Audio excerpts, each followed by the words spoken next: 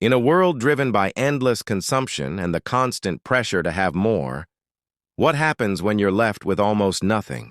It's a question that forces a profound reevaluation of our needs versus our wants, stripping life down to its most essential elements. This is not just a story about surviving on a shoestring budget. It's a journey into the heart of resourcefulness, resilience, and the surprising richness found in a life of simplicity. It challenges the conventional wisdom that happiness is tied to material wealth and invites us to discover the true value of a single dollar. The morning sun sliced through the blinds, illuminating dust motes dancing in the air, but offered little warmth to the stark reality on the bedside table.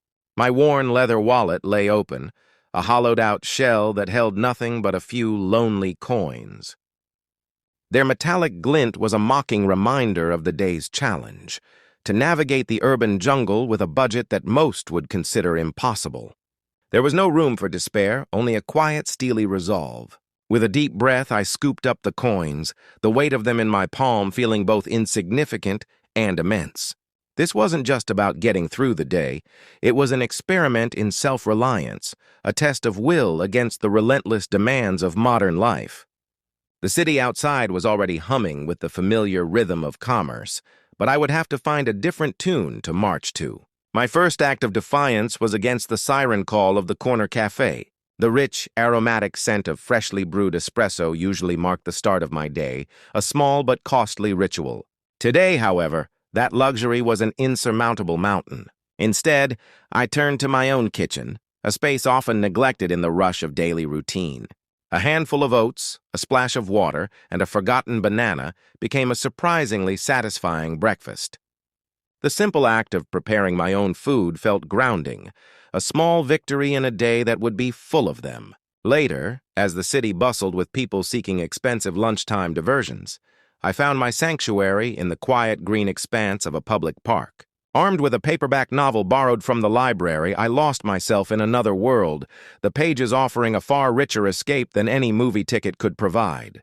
The sun on my face and the rustle of leaves were my entertainment, freely given and deeply appreciated. As the afternoon light began to fade, an unexpected crisis emerged. A sudden throb in my head grew into a persistent, pounding headache, a painful consequence of dehydration and a long day under the sun. The remaining dollar in my pocket, once a symbol of the day's challenge, now represented a critical lifeline. The choice was agonizingly clear: a bottle of water to soothe my physical ailment, or a bus ticket for the long journey home, saving my weary legs from the miles ahead.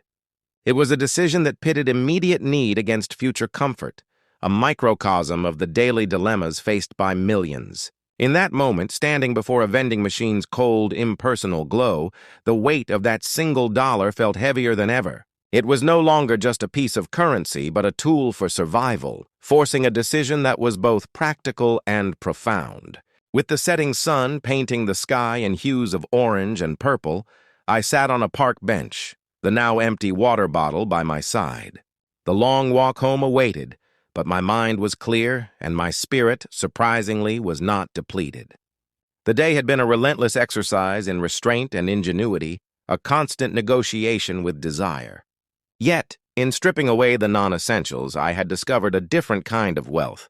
I found it in the quiet satisfaction of a self-made meal, the free pleasure of a good book under a shady tree, and the clarity that comes from making a difficult but necessary choice. It was a powerful lesson in distinguishing want from need, a reminder that resourcefulness is a currency of its own. The experience left an indelible mark, teaching me that a life of abundance isn't measured by what you can afford to buy, but by how well you can live with what you already have.